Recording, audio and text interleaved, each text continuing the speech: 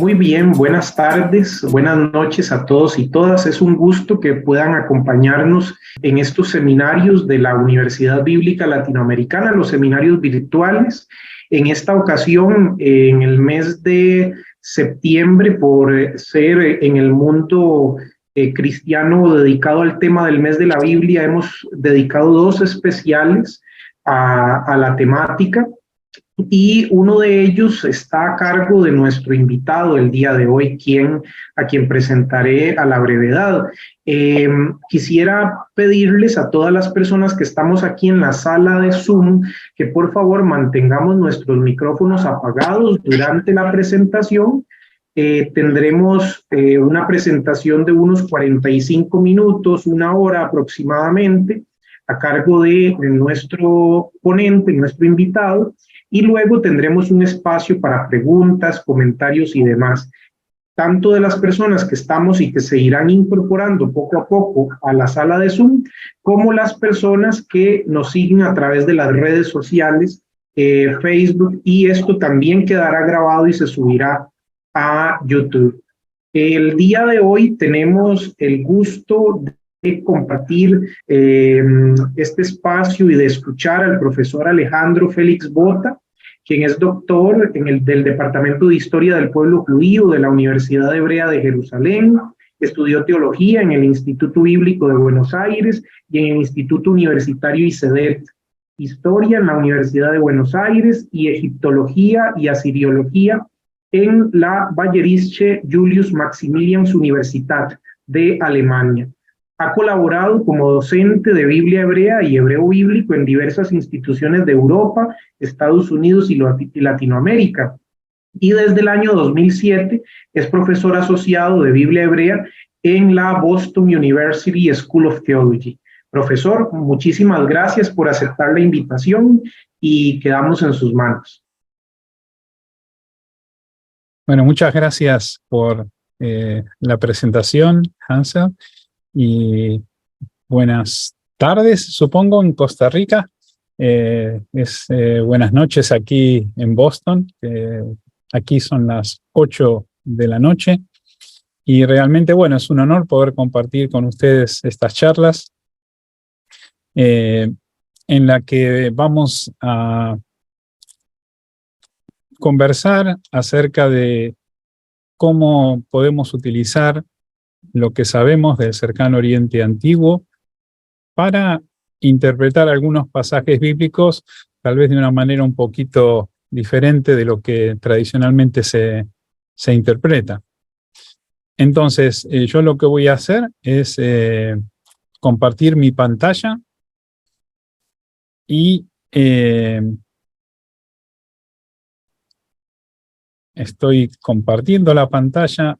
Entonces, a ver si esto funciona. Y lo que ven allí, si me confirman, es un PowerPoint que dice aclarando expresiones bíblicas a la luz del Cercano Oriente Antiguo. ¿Es así? Sí, efectivamente. Muy bien, porque yo sigo viendo mi cara en la pantalla, pero bueno, me alegro que esto esté funcionando. Bueno, ¿por qué es muy importante conocer el contexto de la Biblia para entender muchas de las expresiones que encontramos tanto en hebreo como en griego? Aquí podés ver un mapa. No sé si está. Ahora sí. Bueno, este es un mapa. El mapa no tiene nada que ver con eso que dice 1, 2 y 3, sino que esos van a ser los tópicos o los 3 temas que quiero acerca de los que quiero hablar. Pero este mapa lo que muestra es el Cercano Oriente Antiguo inmediatamente antes de lo que podríamos decir es la emergencia de Israel en Canaán.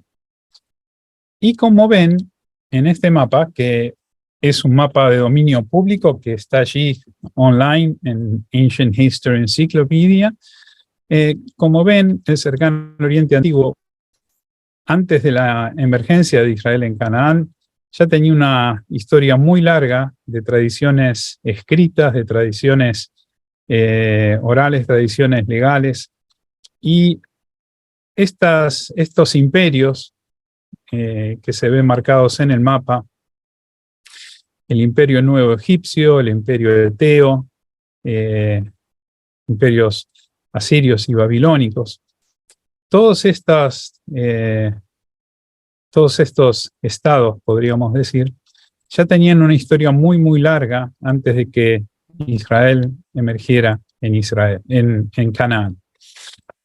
Entonces, cuando podemos, yo sé que hay muchos debates acerca de la fecha en que uno puede datar la emergencia de Israel en Canaán, pero si uno tomara alguna postura tradicional, ya vemos que empezamos con el 1200 o el 1000, para esa época, ya en el cercano Oriente Antiguo, hay, podríamos decir, unos 2000 años de tradiciones escritas en donde se escribían cartas, textos legales, textos de sabiduría, himnos, ya había instituciones religiosas muy desarrolladas, instituciones legales muy desarrolladas, y un vocabulario técnico que ya se había afianzado en muchas de estas culturas. Entonces, eso es importante para entender que muchas expresiones que nosotros encontramos en la Biblia son expresiones que también se encuentran en todas estas culturas, a veces en documentos que anteceden a la Biblia en 1000 años, ¿verdad? Y cuando uno lee la Biblia hebrea, especialmente el Antiguo Testamento, a la luz de lo que sabemos de estas culturas, muchas veces se encuentra significados, se encuentra maneras de interpretar el texto que si uno solo le prestara atención al texto, a veces parecen un poquito incoherentes. Entonces, hoy quiero brevemente tratar 3 temas. El primero es relacionado con el odio a nuestros familiares. El segundo relacionado con la expresión, este es mi hijo amado. Y el tercero en relación a la duración del pacto eterno. Entonces empecemos con odiando a nuestros familiares, que supongo que cuando yo menciono esa expresión, creo que todos los estudiantes de Biblia o teología saben a qué me estoy refiriendo. Y entonces vamos a ver los pasajes, y en este caso, bueno, está el griego ahí, pero no es necesario leer el griego, sino que vamos a referirnos a traducciones modernas de ese pasaje. La tradicional Reina Valera del 60 dice: si alguno viene a mí y no aborrece a su padre y madre y mujer e hijos y hermanos y hermanas y aún también su propia vida, no puede ser mi discípulo, en Lucas 14:26. La versión en inglés de New Revised Standard Version usa la palabra hate, que supongo que todos entendemos que significa literalmente odiar. Entonces básicamente dice: quien no viene a mí y no odia a su padre, a su madre, etcétera, no puede ser mi discípulo. Y creo que Dios habla hoy sería la tercera traducción. Sí, Dios habla hoy. Dice: si alguno viene a mí y no me ama más que a su padre, a su madre, a su esposa, a sus hijos, no puede ser mi discípulo. O sea, queda claro que es algo muy distinto odiar que no amar más, ¿verdad? Es algo muy distinto. Y bueno, esta es una de las expresiones en que vamos a tratar de interpretar a la luz del uso de la palabra hebrea sané, en el griego 16, que se puede traducir aborrecer, odiar, etc. A ver si le podemos interpretar el texto de una manera distinta. Entonces, Los comentarios bíblicos, y lo voy a, o sea, son comentarios en inglés, bueno, los voy a traducir, los comentarios a ese versículo en particular.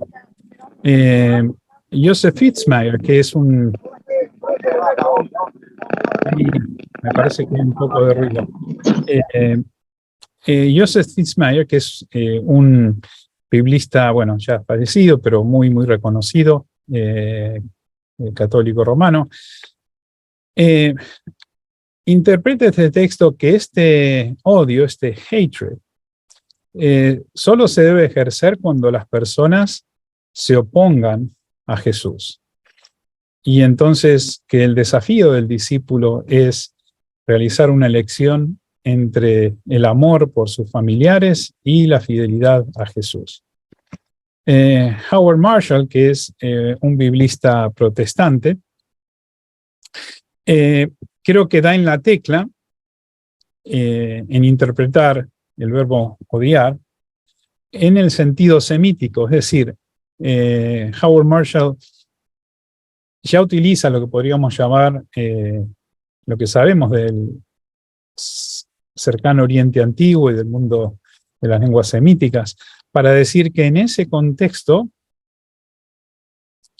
significa amar menos. Ahora yo voy a argumentar que no es así, que no es amar menos, pero sí lo que dice después, que en el hebreo, sané, que es el verbo que se traduce en la Biblia, en el Antiguo Testamento, en la Biblia hebrea como odiar, tiene el sentido de dejar de lado, abandonar. Y ese es el sentido que yo creo que es el correcto para interpretar estos pasajes, que debieran ser problemáticos, ¿verdad? Si uno tiene que odiar a la familia para ser un seguidor, en este caso, de Jesús. Entonces, la diapositiva está siguiente, el PowerPoint, muestra un poco lo que es el campo semántico del verbo hebreo, sané, y tiene tres componentes importantes. El odio, el aborrecimiento aparece en Levítico 19:17, Jueces 14:16, 2 Samuel 13:22, también en el sentido de rechazo, en Éxodo 20:5, Salmos 26:5 o 50:17, 97:10, y también referido a lo campo de enemigo o enemistad, en Éxodo 1:10, Levítico 26:17 o número 10:35. Es decir, todas estas maneras de entender sané nos dan una idea un poco más amplia de lo que es sencillamente traducir esta expresión como si fuera un sentimiento que ejerce la persona. En realidad, en la Biblia hebrea, los sentimientos no son tan importantes, sino que las acciones son importantes. Y en este caso vamos a ver que el pasaje de Lucas se refiere más a una acción que a cualquier tipo de sentimiento. Entonces, la palabra sané, odio, en el Antiguo Testamento, en la Biblia hebrea, se utiliza en paralelismo sinónimo con la noción de distancia física o separación, como en el Salmo 26:5. Aborrecí la reunión de los malignos y con los impíos nunca me senté. Odio las reuniones de los malvados, jamás conviví con los perversos. Es la traducción de Dios habla hoy. Y en este caso el texto de Jueces 15:2, dijo el padre de ella, me persuadí que la aborrecías y la di a tu compañero. Más su hermana menor es más hermosa que ella, tómala en su lugar. Si recuerdan, es referido a Sansón, ¿verdad? Y Dios habla hoy traduce, yo pensé que ya no la querías. Es decir, vimos que la versión Dios habla hoy, tanto como cuando interpreta a Lucas, o en este pasaje, traduce el verbo hebreo en este caso y el verbo griego en el caso del Nuevo Testamento, no como aborrecer o odiar, sino como dejar de querer en este caso, o dejar de amar en el caso de Lucas. Entonces nosotros ahora vamos a pasar a lo que sería el contexto del cercano Oriente Antiguo. Entonces hacemos un viaje en el tiempo y bueno, disculpas que esto está en inglés, pero es una página del British Museum, en donde vamos a ver una expresión que se encuentra en esta serie conocida como Ana y Tishu, que es una colección de expresiones legales muy cortas en sumerio, y en paralelo se encuentra la traducción en acadio, ¿no? Entonces, esta es una foto que está, digamos, disponible en el British Museum de estas series. El siguiente ejemplo va a venir de un área más cercana al antiguo Israel, que son textos de Ugarit. Lo que vemos ahí es el área de influencia de Ugarit. Los textos Ana y Tishu, como se ve aquí, están escritos en cuneiforme, que es el lenguaje de la escritura, digamos, la escritura de antigua Mesopotamia. Esto también escrito en cuneiforme, pero es el lenguaje de Ugarit, el ugarítico. Y el tercer ejemplo que voy a presentar relacionado con este texto viene de el código de Hammurabi. Estas son fotos que yo tomé en el Louvre unos años atrás, en donde se ve a la izquierda el texto de todo lo que serían las leyes de Hammurabi, y la foto a la derecha es una foto más, más de cerca de Shamash dándole las leyes a Hammurabi. O sea, de estas tres regiones que para el momento de la emergencia de Israel, ya como mencioné, tenían establecido una larga tradición escrita en diferentes géneros legales, himnos, etc. Vamos a ver tres expresiones. Y la primera es relacionada a la que vimos, a la serie Ana y Tishu, que es tabletas en el British Museum. Y bueno, eso está escrito Shuma, Ayata, Musa y Sirma, bueno, los que han estudiado acadio.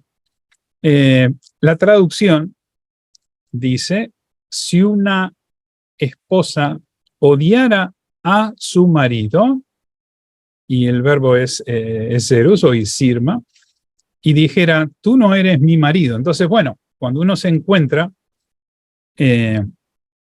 con una expresión tan antigua en donde el verbo que uno podría traducir, como en este caso, odiar,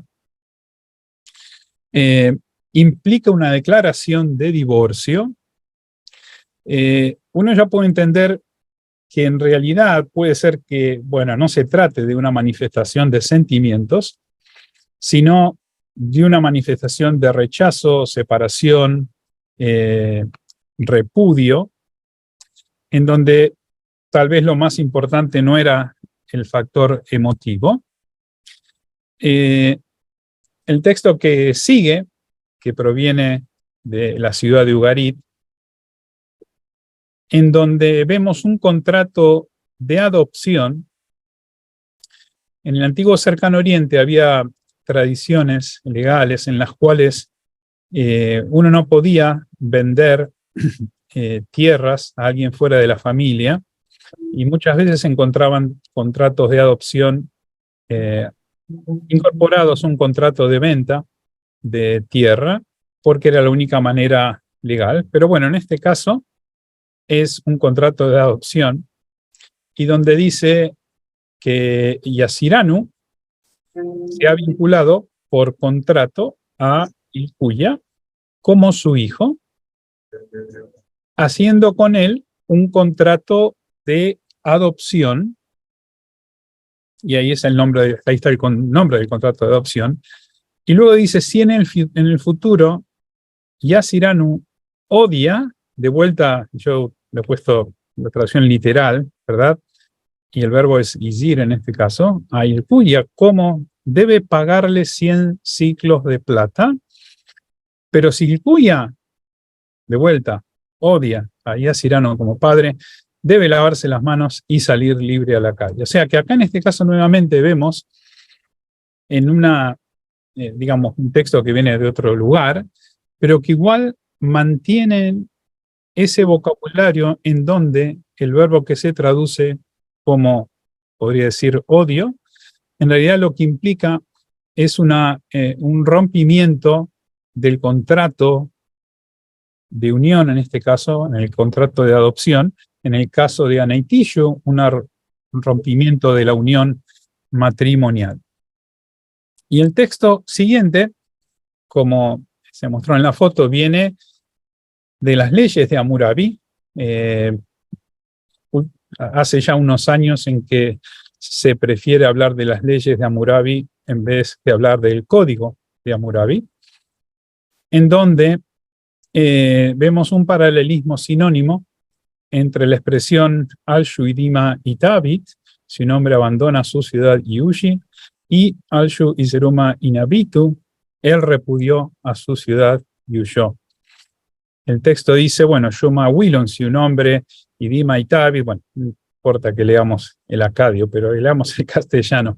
Si un hombre abandona su ciudad y huye, y después de su partida su esposa entra en casa de otro, si ese hombre regresa y se apodera de su esposa porque repudió su ciudad y huyó, la esposa del desertor no volverá a su marido. Es decir, aquí nuevamente vemos que el verbo, que es el mismo verbo, ¿no?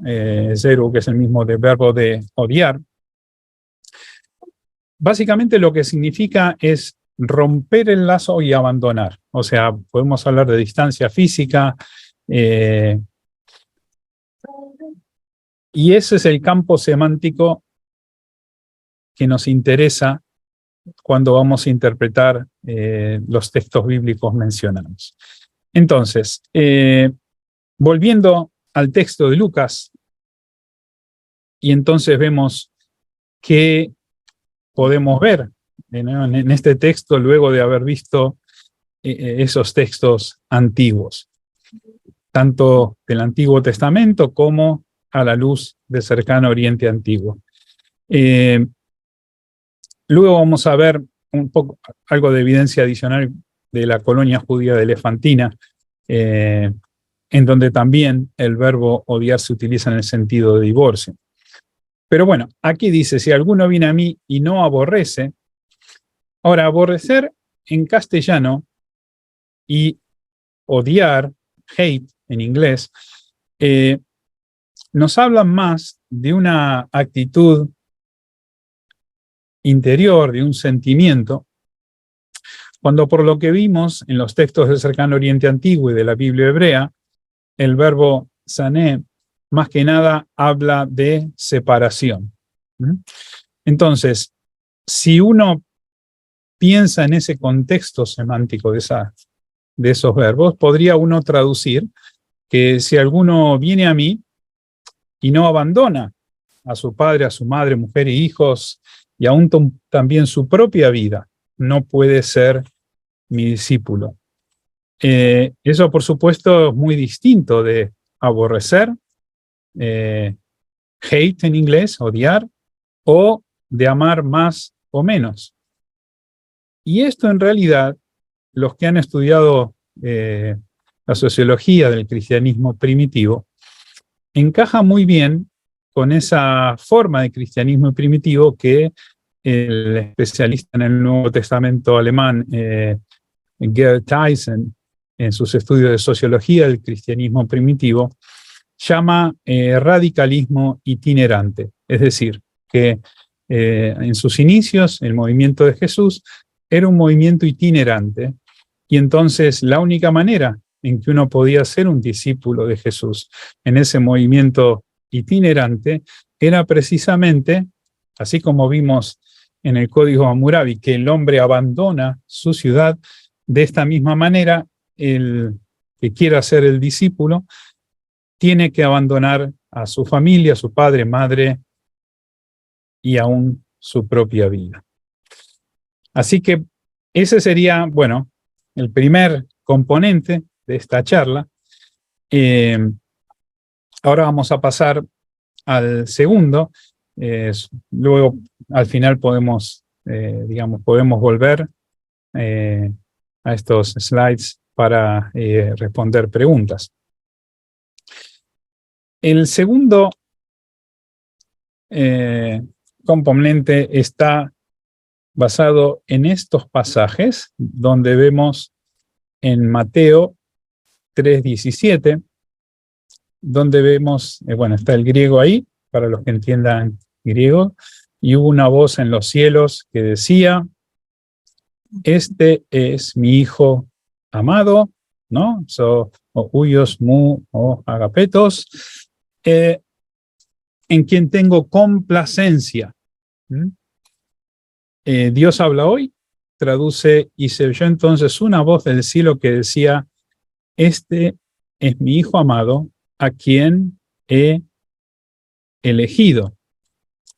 Es decir, si uno no tiene que ser muy detallista para darse cuenta que tener complacencia en algo y haber elegido a alguien o algo son dos cosas distintas, ¿verdad? No es que podemos decir que la Reina Valera y Dios habla hoy, cuando uno lee dicen, bueno, están hablando de la misma cosa, ¿verdad? Son dos cosas distintas, pero en ambos casos implican una interpretación distinta de la expresión que sigue y al final en griego, ¿no? Entonces, tengo complacencia, elegido, bueno, ¿cuál es? Yo vi una nota en la edición de estudio de la Reina Valera, edición del 95, creo que da en la tecla, después nosotros vamos a ver algún ejemplo del Cercano Oriente Antiguo que justifica esta nota al pie en la Biblia de estudio del 95. Y dice lo siguiente, mi hijo amado, dice, también puede entenderse como mi único hijo. Interesante, ¿verdad? Realmente no es lo mismo decir mi hijo amado a mi hijo único. Yo ahí diría que tenemos un problemita con la traducción y también un poco con esta nota. En quien tengo complacencia o a quien he preferido, y nos muestran unos paralelismos de esas expresiones. Y creo que aquí uno podría pensar, como sucede muchas veces en hebreo, que tenemos ejemplos de paralelismo sinónimo, que tal vez mi hijo amado y en quien tengo complacencia pueden tener tal vez algo en común. Pero vamos a buscar una expresión similar, muy, muy antigua, en donde esta expresión aparece ya en un sentido que uno podría discernir, que nos ayude a interpretar este texto. Entonces nos vamos a ir al mundo del Antiguo Egipto y a una inscripción del tercer milenio en el sarcófago del faraón Teti, que fue el primer faraón de la sexta dinastía en Egipto, 2300, 2290, ¿verdad? Fácil, un par de miles de años, 2500 años antes que los textos que estábamos leyendo. El texto, que en jeroglífico está escrito, pero claro, no es parte de la educación teológica de los jeroglíficos, pero bueno, si alguna vez tienen que leer jeroglíficos, recuerden que hay que prestarle atención a la dirección a donde miran los pajaritos y los En este caso ven que están mirando a lo que sería mi izquierda, ¿verdad? Abajo está lo que sería la transliteración en letras mayúsculas. Como ven, no hay vocales en la transliteración y los egiptólogos incorporamos la letra E, o sea que uno leería Yesh, Medu, Innut, Ajet, Weret, Sapu, etc., ¿no? Pero lo importante es la traducción. Bueno, la que habla es la diosa Nut, y dice, el rey Teti es mi hijo mayor que abrió mi útero. Él es mi amado en quien tengo complacencia. Es decir, yo creo que un poco, cuando yo me acuerdo que leí por primera vez esta expresión, cuando estaba estudiando egiptología y buscando textos, realmente leyendo texto tras texto en la biblioteca en Wordsworth, bueno, realmente inmediatamente me di cuenta que tenía alguna relación con el texto del Nuevo Testamento. Y lo que sucede es que en estos casos estamos hablando de un reconocimiento en donde lo que es esencial es la elección del faraón Teti como faraón legítimo. Y en este caso la legitimación es religiosa a través de esto de la diosa Nut. Entonces, ¿cómo uno, volviendo al texto entonces en este caso podemos decir que más que nuevamente algo que tenga que ver con los sentimientos, tenemos algo que podría más relacionarse con el ámbito legal y en relación con la palabra anterior, odio, aquí encontramos un poco lo opuesto. Es decir, odio tiene el sentido legal de rechazo en el contexto del matrimonio, divorcio, en el contexto de un contrato de adopción, la rotura del contrato de adopción. Y amar, por otro lado, más que un sentimiento, significa una preferencia, poner a la persona en primer lugar. La expresión, este es mi hijo amado, tiene que ver con la sucesión. De hecho, es una expresión que utilizó el difunto rey de Jordania para anunciar que su sucesor iba a ser su hijo y no su hermano.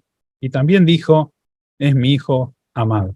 Es decir, en este caso, lo que nos está diciendo el texto de Mateo es que Dios está reconociendo, en este caso, según lo que dice el Evangelio, a Jesús como el elegido para, y con sanción divina para la misión que iba a encarar. Entonces volvemos aquí al estudio al faraón. Él es mi hijo amado en quien tengo complacencia también. Y ahora vamos al tercer punto, que tiene que ver con la duración del pacto eterno. Entonces, ¿cuánto dura un pacto eterno? Entonces, tenemos estos tres textos donde leemos, inclinad vuestro oído, venid a mí, oíd y vivirá vuestro alma, haré con vosotros pacto eterno. Las misericordias firmes de David, Isaías 55, Jeremías, y haré con ellos pacto eterno, que no me volveré atrás de hacerles bien, y pondré mi temor en el corazón de ellos para que no se aparten de mí. Todas son traducciones de la Reina Valera revisada. Preguntarán por el camino de Sión, hacia dónde volverán sus rostros, diciendo, venid y juntemos a Jehová con pacto eterno, que jamás se ponga en el olvido. Y por supuesto, el texto del Nuevo Testamento, de la Epístola a los Hebreos, y el Dios de paz que resucitó de los muertos a nuestro Señor Jesucristo, el gran pastor de las ovejas, por la sangre del pacto eterno. Ahora bien, en castellano, tal vez no era necesario buscar el diccionario de la Real Academia, Pero en castellano, eterno significa que no tiene principio ni fin. Y la pregunta es si realmente el hebreo, en este caso, Berit Olam, sería en hebreo, Diatekes Aiono sería en griego, si realmente eso es lo que nos quiere decir el texto, que estamos hablando de un pacto que no tiene principio ni fin. Entonces lo que vamos a hacer es buscar evidencia del cercano Oriente Antiguo que nos ayude a interpretar esta expresión tal vez de manera distinta. Entonces, en este caso vamos a hablar de unos documentos que vienen de la colonia judía de Elefantina. A ver si yo con el mouse puedo marcar. Bueno, acá se ve en la pantalla la isla de Elefantina, en el sur de Egipto. En esta isla había una colonia judía que nos dejó una cantidad de documentos, papiros, escritos en arameo. Ahí pueden ver también el mapa, donde se ve el templo, en una colonia que tenía un templo en esta isla, y nos provee, podríamos decir, una evidencia de primera mano, porque no tenemos textos editados. Tal vez los que están estudiando, concentrándose en Biblia, saben que siempre estamos debatiendo las diferentes ediciones y las diferentes manos por las que ha pasado el texto. En este caso son textos que cuando los escribas lo han corregido, vemos en el papiro que han hecho un borrón y le han escrito encima, pero hay textos que no son editados, que realmente nos hablan y dan testimonio de la vida cotidiana de esta comunidad. Entonces, ¿cuánto dura un pacto eterno? La palabra en hebreo es olam, para Berit Olam sería pacto eterno. ¿Cuánto dura, podemos decir, el pacto eterno? Y mirando los documentos de matrimonio de la colonia judía de Elefantina, les explico un poco. TAD es la abreviación de Textbook of Aramaic Documents, que fueron, digamos, editados, reeditados y publicados en Jerusalén por el que fue mi director de tesis doctoral, Betzalel Porten, y Ada Yardeni, que copió todos estos papiros en unas planchas de manera increíble, reproduciendo en la escritura a mano de los escribas. Está datado el 27 de octubre del 458, 2 de noviembre del 445, y es un documento de matrimonio. Entonces, la parte de adelante dice el 26 de Shri, y acá tenemos la fecha del rey Artajerjes, que estamos hablando del periodo persa. Eshor, hijo de Seija, un constructor, Amaseía, un arameo, etc. Bueno, estamos hablando de matrimonio. Vine a tu casa y pedí que me des a tu hija Miptagia como esposa. Ella es mi esposa y yo soy su esposo a partir de este día y para siempre. O sea, ¿cuánto dura ese para siempre? Bueno, lo vamos a ver. Si mañana o pasado mañana, o sea, en realidad lo que significa si mañana o en el futuro, Miptagia se para ante una asamblea y dice, odio, nuevamente acá la palabra sané, vuelta en arameo, repudio, odio a Eshor, mi marido, y acá tiene que pagar, esto parece que fuera un prenup, ¿no? Será responsable del pago de la plata de divorcio. O sea, si ella iniciaba el divorcio tenía que pagar una multa.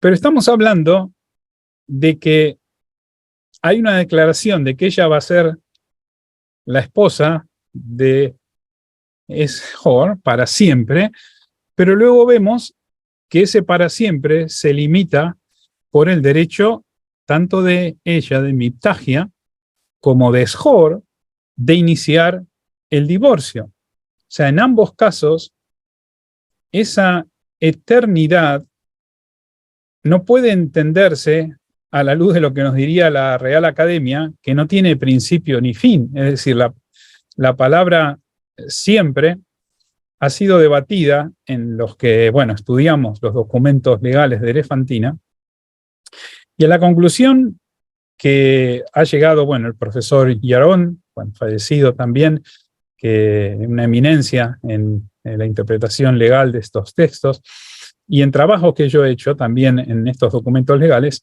es que en realidad esta palabra que tradicionalmente se traduce como eterno, en realidad debería traducirse algo como a priori no limitado por el tiempo o continuamente, pero no interpretar que estamos hablando de algo que no tiene fin. De hecho, hay otros documentos egipcios que no vamos a entrar porque también, bueno, por el tiempo, pero les puedo comentar y yo les puedo dejar un par de artículos que he escrito sobre esto, donde ahí vas a tener toda la evidencia.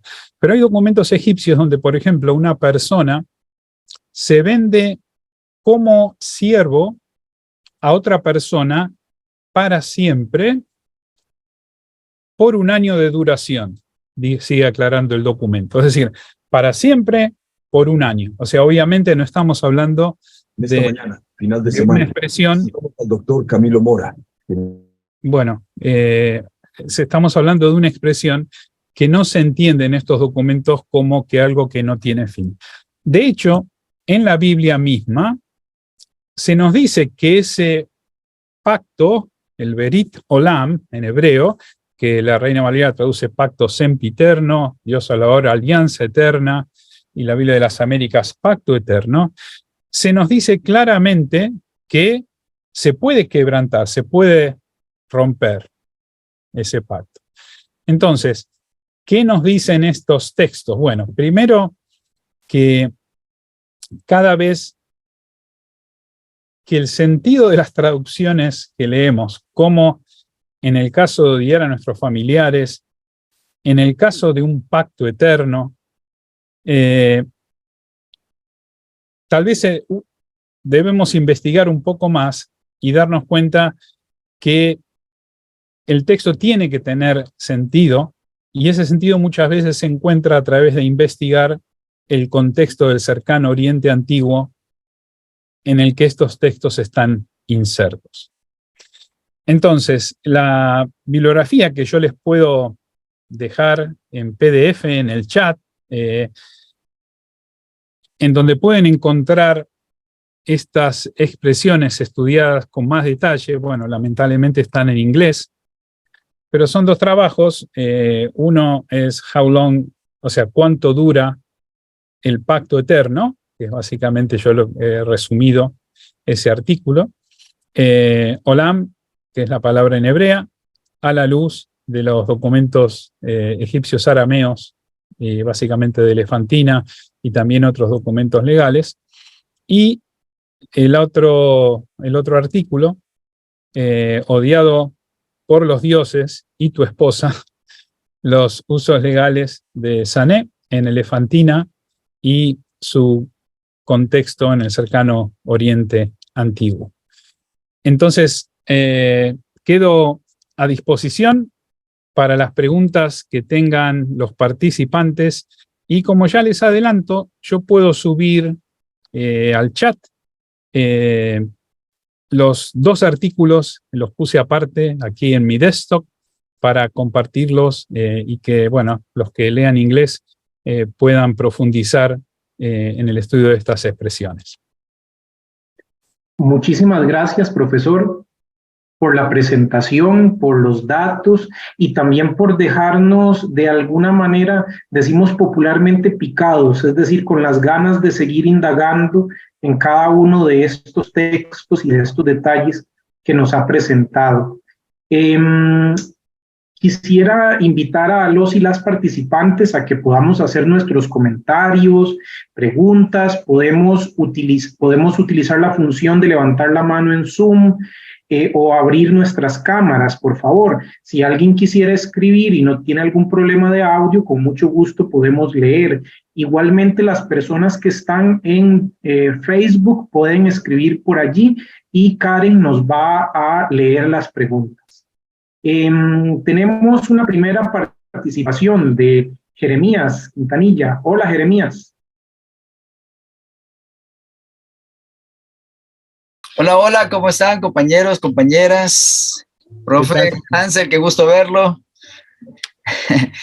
Yo tengo una pregunta y no sé si será una pregunta como muy de inicio, digamos, pero son cosas que va dejando uno en el camino, ¿verdad? Que vas absorbiendo y de repente te decís, pero ¿cómo llegaron ahí?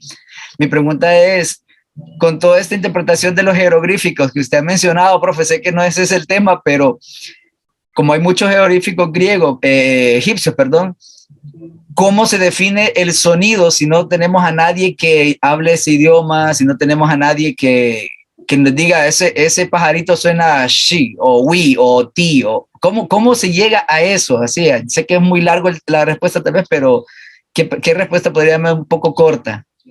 Gracias. Bueno, la respuesta corta es que eso fue el gran desafío en descifrar la escritura jeroglífica.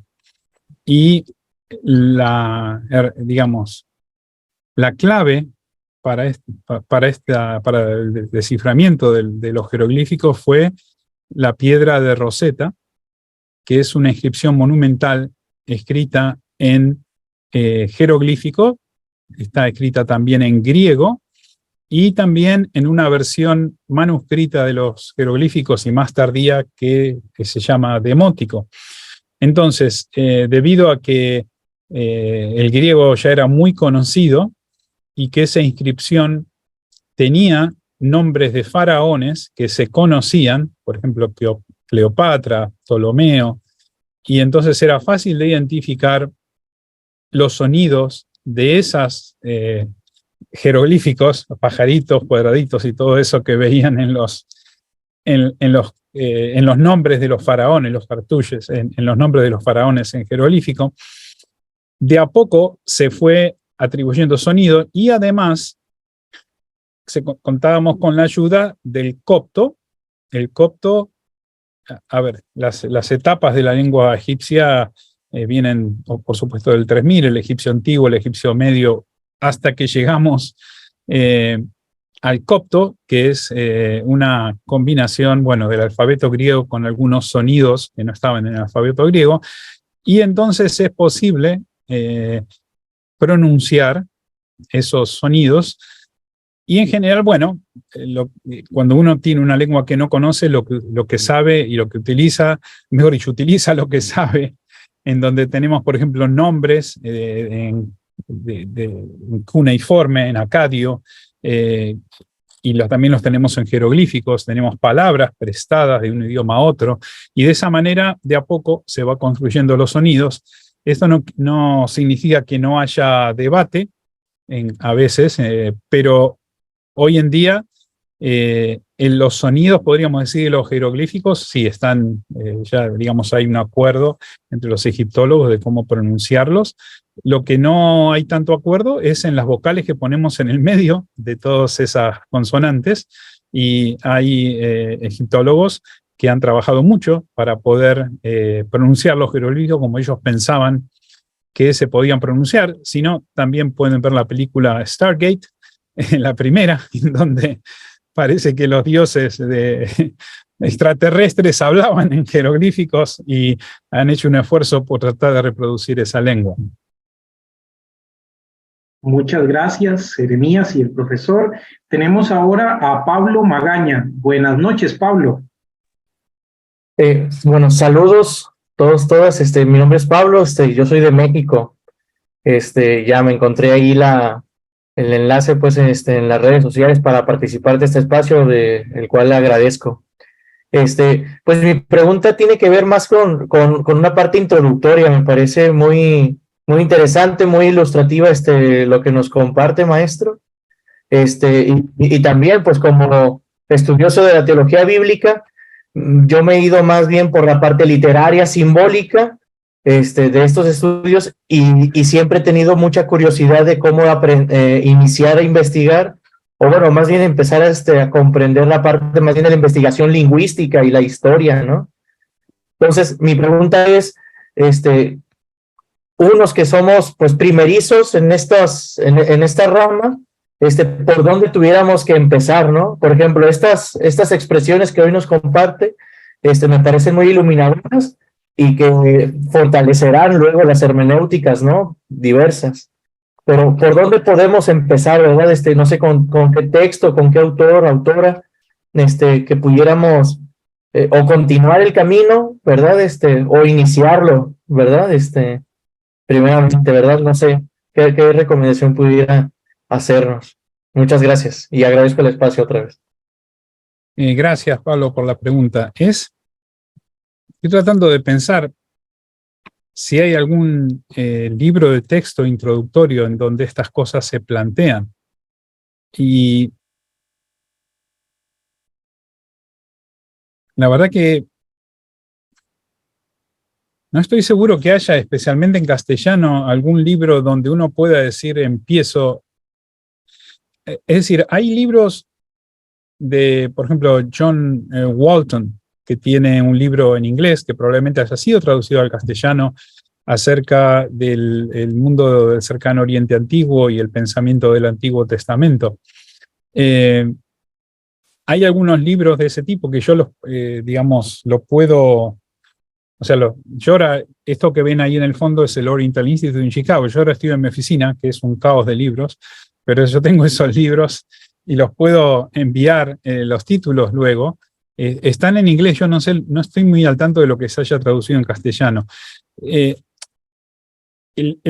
tema es que conmigo ha sido una cuestión en que yo estuve trabajando investigando para mi tesis doctoral en las bibliotecas en Alemania, básicamente, y luego en Chicago, en donde básicamente, como tenía que andar buscando unas fórmulas legales y que podrían encontrarse en textos que no fueran legales, yo lo que hice fue ir a las bibliotecas que había ahí y poner una marquita en cada libro que pasaba, y así me iba abriendo cada libro de la biblioteca y viendo qué había. Y tomando notas. Entonces, claro, fue un trabajo medio de hormiga que lleva años, y la cosa es que muchas de estas expresiones las encontré al estar familiarizado con la Biblia, y bueno, me sorprendieron mucho porque no las encontré en un libro, digamos, que hablara de expresiones que se encuentran en el cercano Oriente Antiguo y que se encuentran en la Biblia. Las encontré leyendo documentos e historias, todo lo que uno podría decir se puede encontrar en una biblioteca de textos del cercano Oriente Antiguo, y al estar familiarizado con la Biblia, reconocerlos como expresiones bíblicas.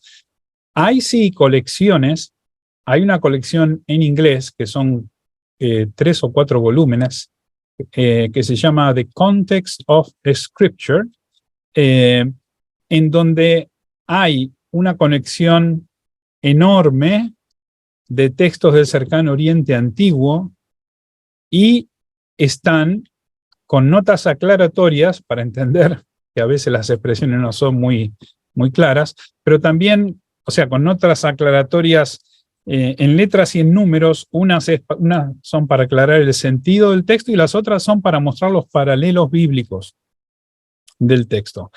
Ahora, esto, claro, está en inglés. Hay una versión electrónica en la plataforma, en el programa Accordance, pero también, bueno, no está en castellano. En castellano la única colección que hay es una colección ya desde un tiempo de Pritchard, que era textos de cercano Oriente Antiguo en relación a la Biblia. Yo recuerdo cuando estudiaba en Buenos Aires que había una traducción al castellano de esa obra. Pero hay otra, en inglés hay otra serie, que es una serie de comentarios bíblicos, creo que lo publica Baker, en donde son comentarios bíblicos que enfatizan el contexto arqueológico y literario del Cercano Oriente Antiguo en los libros bíblicos. Es decir, hay comentarios libro por libro de la Biblia, en donde, digamos, lo que distingue ese comentario de otros es que se busca contextualizar el texto bíblico en el Cercano Oriente Antiguo. Y bueno, eso tampoco estoy seguro que se haya traducido al castellano, pero supongo que todos tendrán algún manejo del inglés como para consultar esas obras si las tienen a disposición, pero por ahí yo empezaría por ahí, digamos, buscando más información sobre el contexto arqueológico o literario de la Biblia en el Cercano Oriente Antiguo. Muchas gracias, profesor. Tenemos ahora la participación de Marco Londoño. Buenas noches y bienvenido, Marco. Buenas noches desde Bogotá, Colombia, exalumno y disfrutando como siempre estas presentaciones tan fantásticas. Saludos a todos, Ángel, Elizabeth, te recuerdo. Y doctor Alejandro, excelente presentación. Quiero preguntarles del idioma. ¿Puedo entender estos tres ejemplos como un modismo del hebreo, como un hebraísmo o como una copia de otro idioma? En su concepto, ¿cuál sería la más acertada de esas clasificaciones que yo pudiera hacerle a este tipo de cosas y cómo compararlas con otros términos similares en la escritura? A ver cómo... Es decir, cuando nosotros abrimos el texto hebreo, bueno,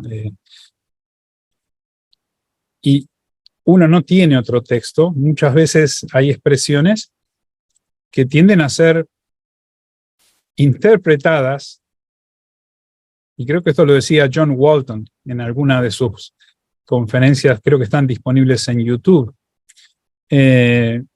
que la pueden buscar, porque creo que hay una conferencia específica de cómo utilizar el Cercano Oriente Antiguo para entender la Biblia hebrea. En inglés, ¿no? Lamentablemente. Pero él decía que si uno no entiende el contexto del Cercano Oriente Antiguo de la Biblia, lo que tiende a hacer es a utilizar el contexto de uno mismo para entender esos textos. Entonces, cuando uno lee la palabra odio y amor, en nuestra cultura también en inglés, lo que uno se refiere es a sentimientos, básicamente. Entonces, claro, uno tiene que tratar de acordarse de que la Biblia fue escrita en un contexto, no vamos a decir de otro planeta, pero sí de una cultura extremadamente disímil a la nuestra. Entonces, todas estas expresiones que hemos visto y muchas otras más, en realidad son expresiones que pertenecen a la forma en que la gente del Cercano Oriente Antiguo, especialmente del mundo semítico occidental, se expresaban. Es decir, amor y odio, en la mayoría de los contextos donde van a encontrar esas palabras, legales, historias, así, tienen que ver con elegir a alguien y ponerlo en primer lugar, o con rechazarlo o separarse. No tiene, en la mayoría de los casos, no tienen que ver con los sentimientos. Entonces, ¿cómo definimos esa relación?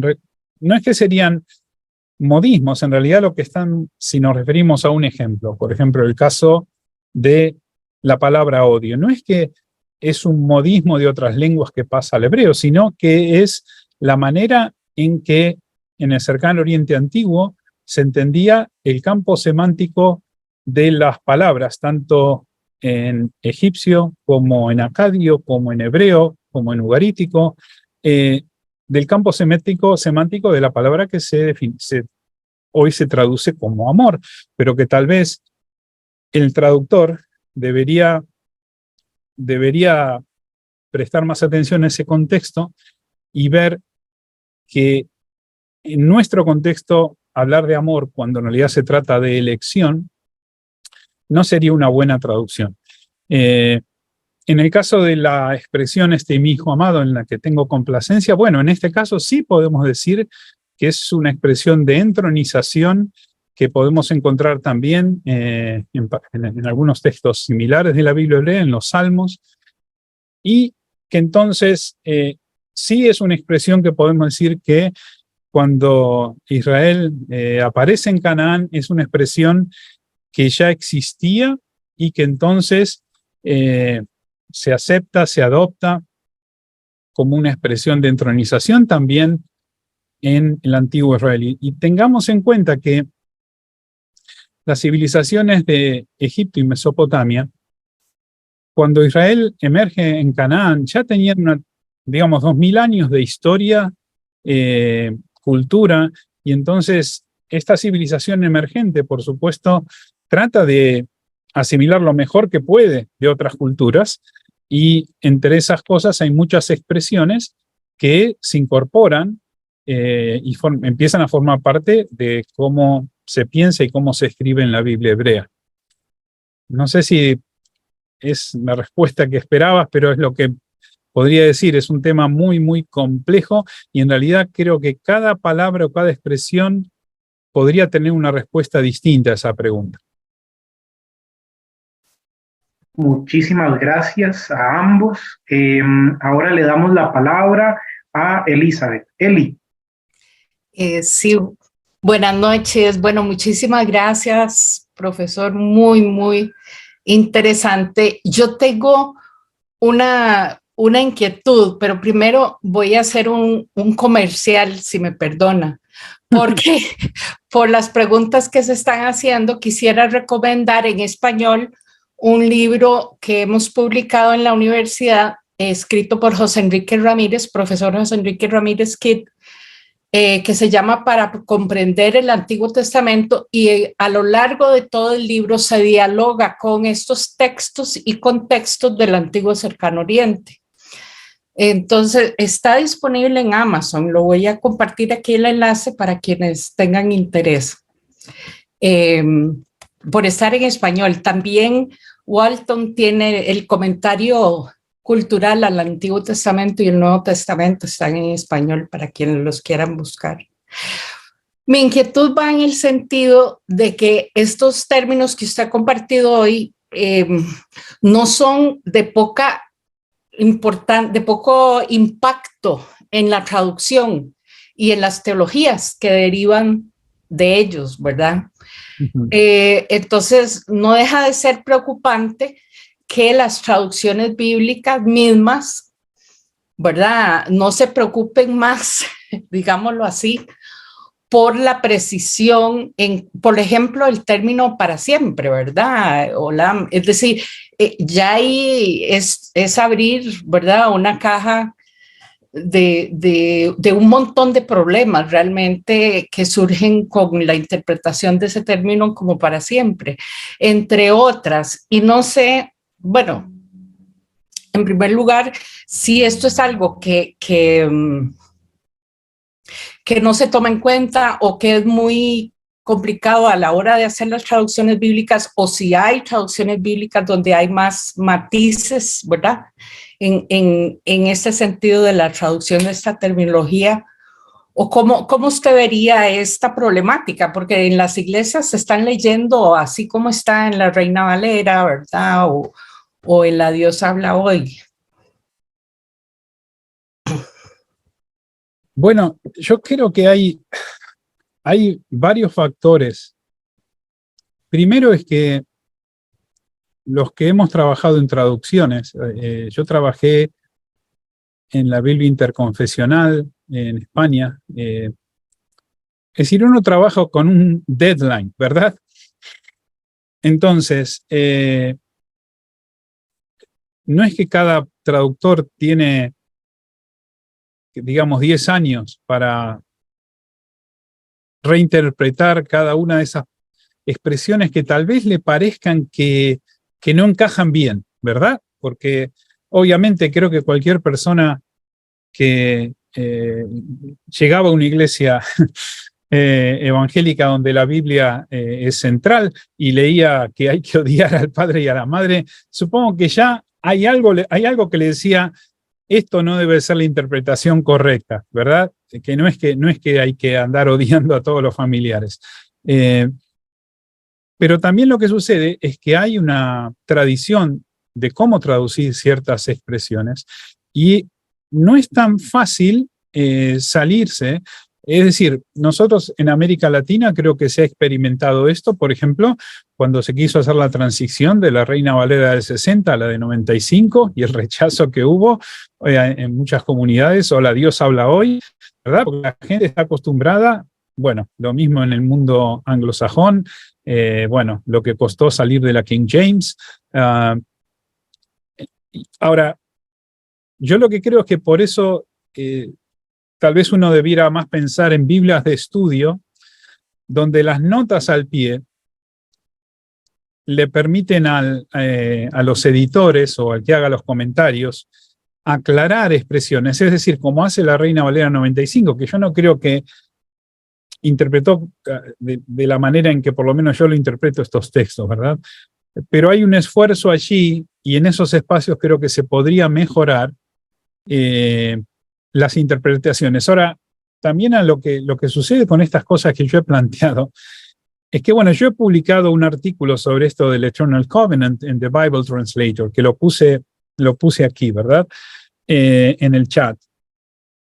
Es decir, supongo que si alguien lo lee en algún momento, porque no era algo conocido, en realidad yo no lo sabía eso hasta que me puse a leer todos estos documentos legales y documentos egipcios, ¿verdad? Y no es algo que los biblistas hacen. Es decir, la gente que son biblistas del Antiguo o Nuevo Testamento generalmente ya tienen suficiente con poder entender bien el hebreo, el griego, el contexto. Es decir, estas disciplinas a veces están bastante separadas. Hay pocos biblistas que estudian egiptología, hay pocos biblistas que también sean buenos asiriólogos, ¿no? A mí me tocó porque por mi tesis doctoral yo tenía que manejar documentos en ambas tradiciones y tuve que pasar 2 años en Alemania estudiando todas estas lenguas en alemán, lo que no fue tan sencillo. Pero bueno, fue un esfuerzo que de alguna manera dio sus frutos en descubrir algunas cositas como esta, ¿verdad? Pero tal vez la cuestión creo que podríamos encaminar en el sentido de que cuando la gente lee la Escritura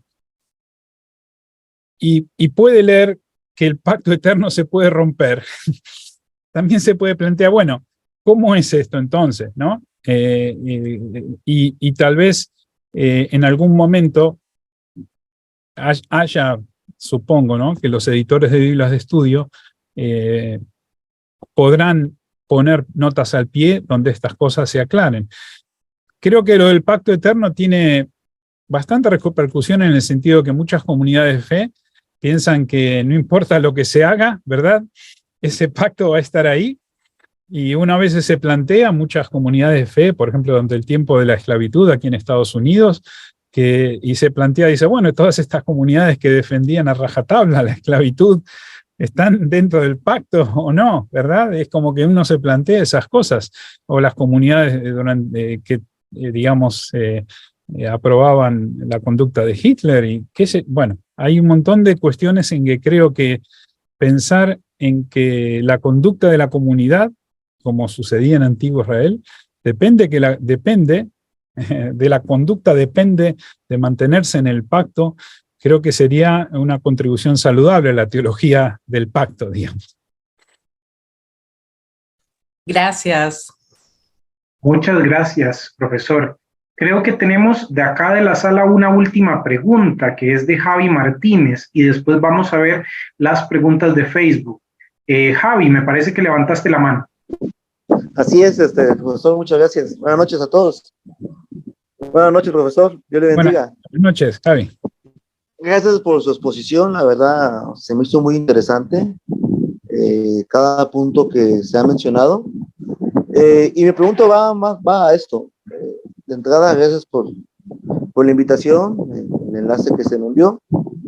Creo que esto nos abre el panorama, hablando en lo particular y por los demás hermanos y hermanas, en el sentido de que tenemos una mejor comprensión de ciertas palabras, ciertas frases, que a simple vista pareciera que no impactan, pero cuando uno empieza a notar estos detalles, cuando uno empieza a notar como que chirrenes, poniendo el ejemplo de aborrecer a la familia o odiarlas en el inglés, ¿no? Y uno se pregunta, ¿será que realmente es eso lo que quiere decir el texto? ¿O eso es lo que realmente se quiso enseñar en ese momento? ¿O es algo cultural, es algo del contexto? Y relacionarlo con la cultura egipcia, la cultura que usted nos fue mencionando y adentrando, cobra mucho más sentido, y desde mi punto personal, ¿no? Yo puedo comprender que es algo cultural de la época, que quizás no era lo que se quería plantear, o no es como lo entendemos hoy en día, porque no es lo mismo decir aborrecer o voy a odiar a mi familia, a mi mujer, o voy a dejar de amar a todos, a darle un significado en el cual uno diga, esto es lo que quiere realmente decir esta expresión. Y realmente, pues, agradezco sus palabras, y sí, las Biblias de estudios, aunque quizás no todos los escritores o los autores quizás no se percantan de esos detalles, se hace un gran esfuerzo. Realmente el entender el griego, el hebreo, y entender otros idiomas, y más a eso le sumamos egiptología u otra lengua de la época, es bastante complicado, y yo le doy gracias a Dios por su esfuerzo, porque no es fácil. Se mira muy bonito y todo, pero realmente llegar hasta ese conocimiento y todo lo que usted sabe, y el dominio de esas lenguas, no ha sido sencillo, es toda una vida que usted ha dedicado de estudio. Entonces, le doy las gracias, y pues, mi pregunta es esa, si realmente es el contexto de esta época, así es muy diferente. Bueno, muchas gracias, Javi. Está claro que realmente los que hacemos esto, bueno, hay muchas otras cosas que no podemos hacer. Y bueno, es ciertas disciplinas donde hay que dedicarles realmente muchos años. Pero bueno, es la vocación de cada uno. Perfecto. Gracias, profesor. Karen, tenemos una pregunta desde Facebook. Sí, y la comparte Diego Pérez Cuellar desde Chile y pregunta, ¿cuál es la razón principal que llevó a los judíos a permearse de los conceptos egipcios? Y tiene una segunda pregunta que dice, ¿el judaísmo es una religión sincrética?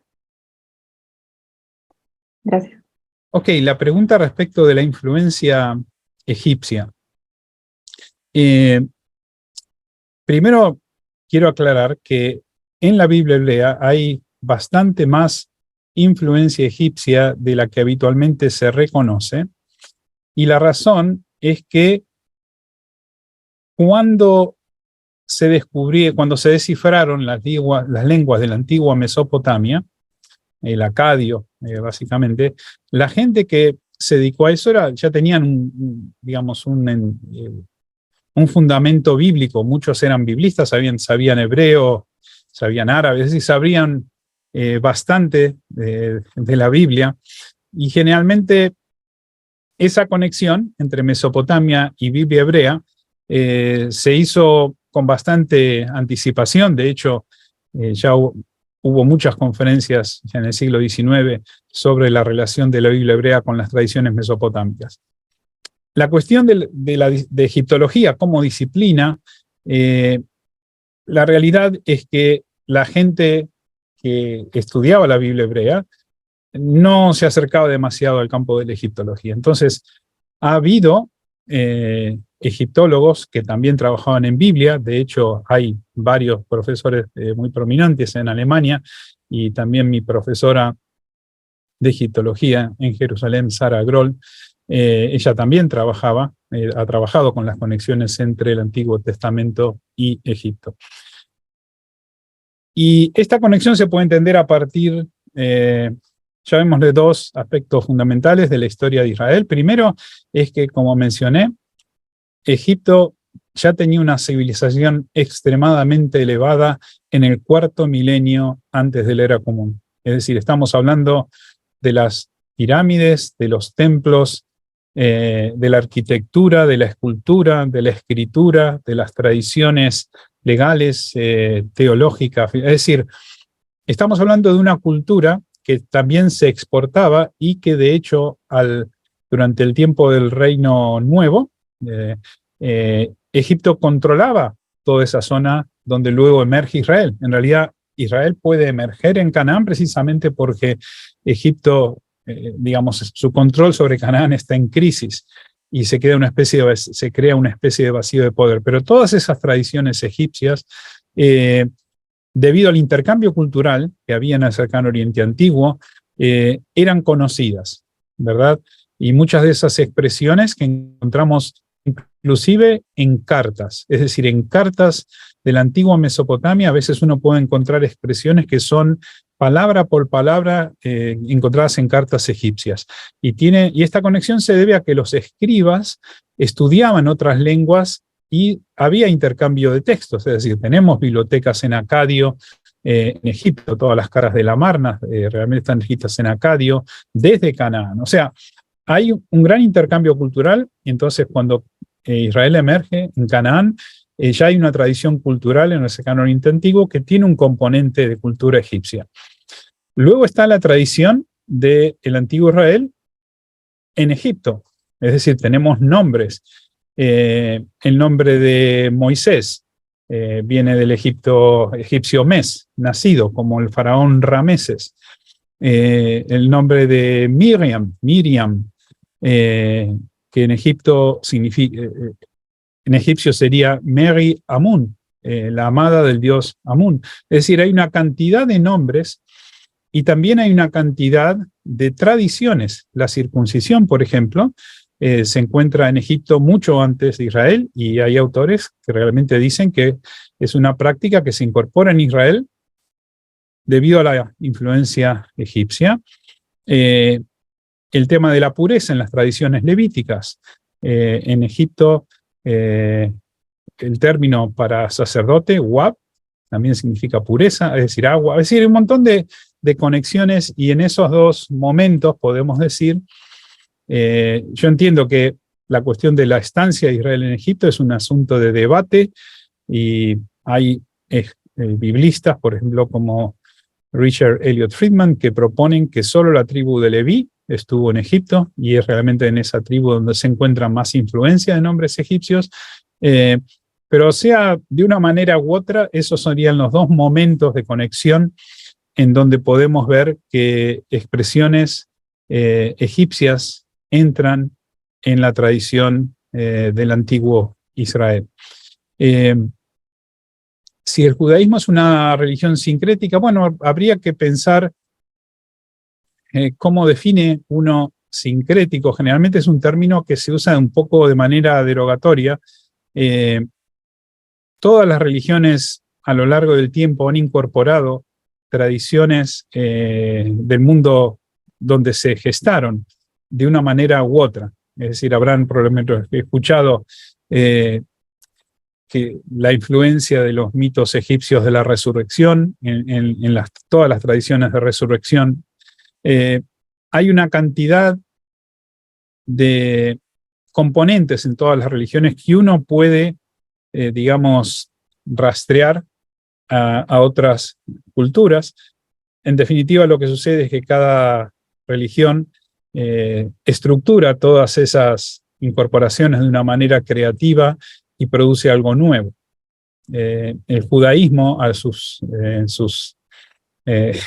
no sé si podemos hablar 2000, 3000 años de historia, también ha incorporado aspectos de otras culturas y otras tradiciones, así como lo han hecho otras religiones. Por eso yo no hablaría particularmente del judaísmo como algo, como una religión sincretista. Muchísimas gracias, profesor. Y antes de concluir en esta noche y darle la palabra finalmente también para los agradecimientos al profesor Alejandro, quisiéramos invitarles en este cierre del mes de la Biblia, en este caso, pues quedó para la próxima semana ya en el mes de octubre, a la última de las conferencias o seminarios virtuales que ustedes pueden ver en pantalla o van a poder ver ahorita mientras que se carga la pantalla, donde el próximo miércoles a las 5 de la tarde, hora de Costa Rica, tendremos el especial del seminario virtual con el profesor David Castillo de nuestra universidad, Génesis 1 al 11 desde una perspectiva sociopolítica. Originalmente esta charla estaba para este miércoles pasado, para el día de ayer, sin embargo se reprogramó por motivos de fuerza mayor para la próxima semana, el miércoles a las 5 de la tarde. Entonces, para que lo puedan tener allí anotado y nos puedan acompañar la próxima semana. Profesor, no sé si quiere decir una palabra para concluir. Bueno, sencillamente agradecerles por esta oportunidad y esperando que, bueno, que pueda haber contribuido con estas digamos, aproximaciones al texto bíblico, que a veces pueden ser un poquito esotéricas por la cantidad de textos de otras culturas tan lejanas, pero que, en mi opinión, ayudan a entender mejor algunos textos difíciles de la Biblia. Pero lo más importante es agradecerles por esta oportunidad de poder compartir esto con todos ustedes. Muchas gracias, Muchas profesor. gracias. Y muchísimas gracias a todas las personas que nos han acompañado. Como diría un colega y profesor emérito que está aquí presente, el profesor José Enrique Ramírez, cuando estudiábamos con él algunos textos de Antiguo Testamento, quien solo sabe de Biblia no sabe de Biblia. Y esa relación con el entorno y con el contexto es fundamental. Les agradecemos mucho. Muchas gracias a Karen, que ha estado en la parte técnica también, y que pasen una feliz noche. Hasta luego. Buenas noches. Hasta luego, bendiciones.